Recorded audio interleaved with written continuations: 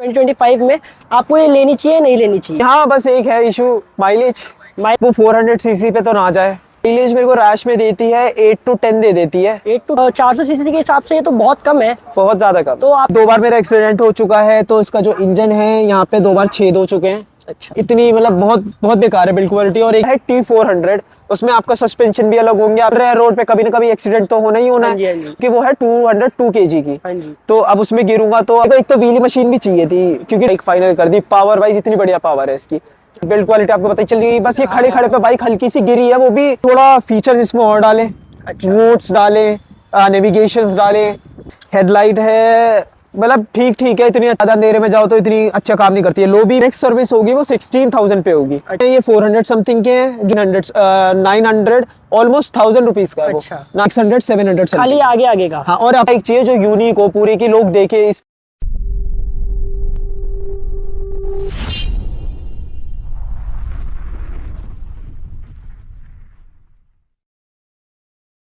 तो hello guys, मेरा नाम है अभी, आप देख रहे हैं एक्शन अभी चैनल। तो आज हम बात करने जा रहे हैं ट्रायम्फ स्पीड 400 के बारे में। ये पहला मेरा चैनल पे ओनरशिप रिव्यू है। तो इसके ओनर को बुलाते हैं, उसका ओनरशिप लेते हैं और पूछते हैं कि इनको क्या बेटर लगती है और क्या नहीं। और सन 2025 में 2025 में आपको ये लेनी चाहिए नहीं लेनी चाहिए? उनके ओनर है बाइक के। आपका नाम क्या है? रुमान। तो आप ये बताइए कि आपने ये कब परचेज की थी? मैंने एक परचेज की थी 20 मई 2024 को। अच्छा, और कितनी लॉन्ग राइड इसमें कर चुके हैं? अभी सिर्फ 2 किया। लॉन्ग राइड्स तो नहीं थे। हाँ ठीक है, राइड ही थी वो। एक अरावली गया था, एक मूर्थल गया था। संडे राइड पे। हाँ संडे। तो आपको इसको चलाने में कैसा लगता है?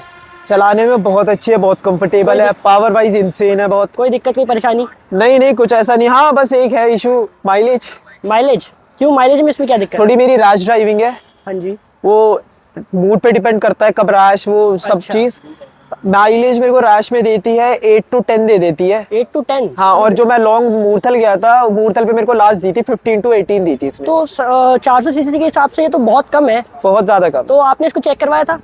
चेक मैंने करवाया है। वो कह रहा है आप ड्राइविंग ऐसे ही करते हो, प्लस एक तो रेव भी करता हूँ मैं। अच्छा। तो रेव में भी बहुत ज्यादा कंजप्शन होता है फ्यूल का।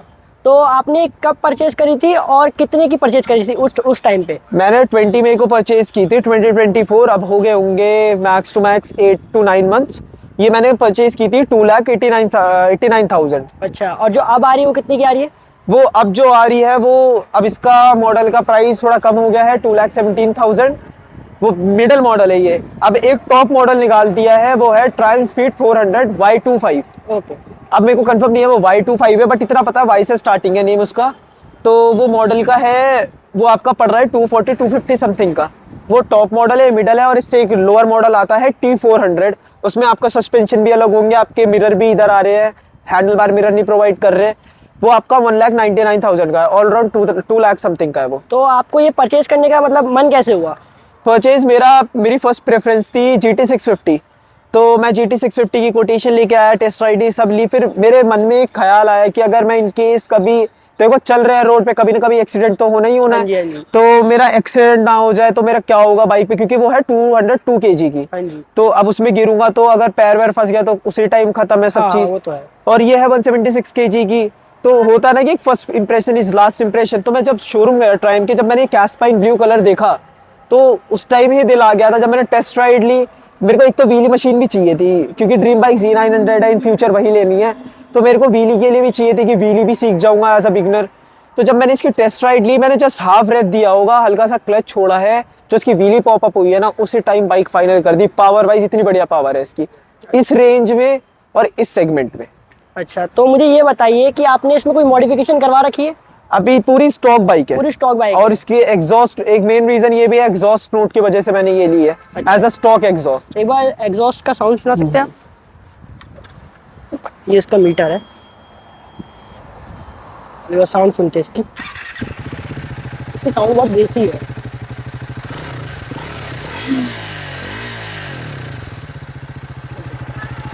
चार सौ सीसी के हिसाब से बहुत बढ़िया आवाज है इसकी, और बेस भी बहुत अच्छा खासा लाउड है। तो और बाकी इसकी कोई प्रॉब्लम बताइए कि जो आपको इसमें नहीं पसंद हो, जो हम आगे बता सके कि 2025 में हमें लेनी चाहिए नहीं लेनी? थोड़ी इसकी बिल्ड क्वालिटी, क्योंकि 2 बार मेरा एक्सीडेंट हो चुका है, तो इसका जो इंजन है यहाँ पे 2 बार छेद हो चुके हैं। अच्छा। इतनी मतलब बहुत बहुत बेकार है बिल्ड क्वालिटी। और एक तो साइड मिरर की, जब भी बाइक गिरती है तो साइड मिरर की प्लास्टिक टूटती है, on the spot side mirror waste जाता है। अच्छा। और प्लस ये देखो क्लच भी बिल्ड क्वालिटी आपको पता ही चल गई। बस ये खड़े खड़े पे बाइक हल्की सी गिरी है, वो भी मैंने पैर पे संभाल रखी थी, हल्की सी छोड़ी है, ये टूट गया ऑन द स्पॉट। अच्छा, और कोई प्रॉब्लम इसमें? और कुछ ऐसा प्रॉब्लम नहीं है, थोड़ा फीचर्स इसमें और डाले, अच्छा। मोड्स डाले, नेविगेशंस डाले, तो 100% कह रहा हूँ ये बाइक मार्केट में बहुत बाकी चलेगी। आपने जो एक बताया माइलेज का, माइलेज तो वो तो है ही। बाकी इसमें आपको अच्छाई क्या लगती है कि हाँ ये चीज अच्छी है? भाई सबसे पहली चीज इसकी पावर, दूसरा कंफर्ट, तीसरा एग्जॉस्ट नोट। अच्छा। हाँ। बाकी आपने कितनी चला चुके इसको? 5000 से अबव हो गई है। अच्छा, टायर के हिसाब से वैसे लगता है कि बहुत ज्यादा चल चुकी है। बर्न आउट किया है ना इस पे। हाँ। तो आपकी ये चली गई है 5063। बाकी इसकी हेडलाइट्स कैसी है? हेडलाइट है मतलब ठीक ठीक है, इतनी अच्छी नहीं है, पावरफुल है या नॉर्मली लाइट? नॉर्मल लाइट जैसी है। मतलब ज्यादा अगर ज्यादा अंधेरे में जाओ तो इतनी अच्छा काम नहीं करती है। लो बीम है, ये हाई बीम है। अच्छा, और रात में एक बार पता चलेगा कि क्या है। हाँ, इतनी अच्छी नहीं है। देखो मेरा खुद से ओपिनियन है कि इतनी अच्छी लाइट नहीं प्रोवाइड कर रहे हो। बाकी मैं ये पूछना चाहूंगा जो सर्विस सेंटर के इसके कॉस्ट है पार्ट्स के, वो आपको मेरी कैसे फर्स्ट लगते हैं? सर्विस हुई थी 1000 पे, जिसकी कॉस्टिंग आई थी मेरे को 2200 समथिंग की। Engine oil, air filter check, सब चीज़ किया था उन्होंने, रिफिल किया था सब चीज़। और अब इसकी जो नेक्स्ट सर्विस होगी वो 16000 पे होगी। अच्छा। बाकी इसके पार्ट्स का आपको कुछ अंदाजा है कि क्या प्राइसिंग में आते हैं? ज़्यादा पार्ट्स इसके, एक तो ये जो क्लच है ये 400 समथिंग के हैं जो मेरे को पता है। हैंडल बार मिरर सिर्फ एक साइड का है, 900 ऑलमोस्ट 1000 रुपीज़ का है वो। अच्छा। 900 600 कुछ समथिंग का, 960 कुछ समथिंग का। प्लस आपका ये आ जाएगा हैंडल, ये जो टाइटेनियम नहीं, पतली किसका है ये हैंडल है जो आपका, ये हैंडल बार ये आपका है 3000 समथिंग का कॉस्ट करता अच्छा। है। आपकी चेन है 2800 समथिंग की, क्योंकि चेन सेट का मैं पूछ के आया था, मेरे को डलवानी थी। चेन सेट में बहुत इशू है, उसकी ल्यूब टाइम टू टाइम करनी ही पड़ेगी। प्लस इसका ये गियर लीवर आपका आ गया 600-800 समथिंग का। इसका आगे वाला कैप आपका आएगा 600-700 खाली आगे आगे का। हाँ, और आपका ये मोनोग्राम है ट्रायम का, ये 300-400 रुपीज़ का। अच्छा, ऐसा हाँ, है। हाँ। तो मतलब एज अ पार्ट प्राइस है, अच्छे है, जेन्युइन प्राइस है, ज्यादा उतने महंगे नहीं है जैसे हाँ, और बाइक्स के में। क्योंकि इस सेगमेंट में, ट्रायम के सेगमेंट में हाँ, बहुत अच्छे हैं। मेरी बाइक्स की जैसे उसमें बहुत पार्ट्स महंगे हैं, इसी हाँ। चक्कर में बस ये है। बाकी आपने लेने से पहले और कोई बाइक परचेज करने की सोची थी? मेरी तो यही मन था, मेरे को व्हीली मशीन लेनी है। और प्लस ये भी था कि जहाँ मैं रह रहा हूँ वहाँ पे मेरे को एक ही बाइक चाहिए जो यूनिक हो, पूरे की लोग देखे इस पे ही एक बाइक है ये। बट क्या हुआ फिर 6 महीने बाद और भी लोगों पे आ गई, एक दो लोगों पे। तो है, साथ साथ बढ़ती रहती है हर चीज़।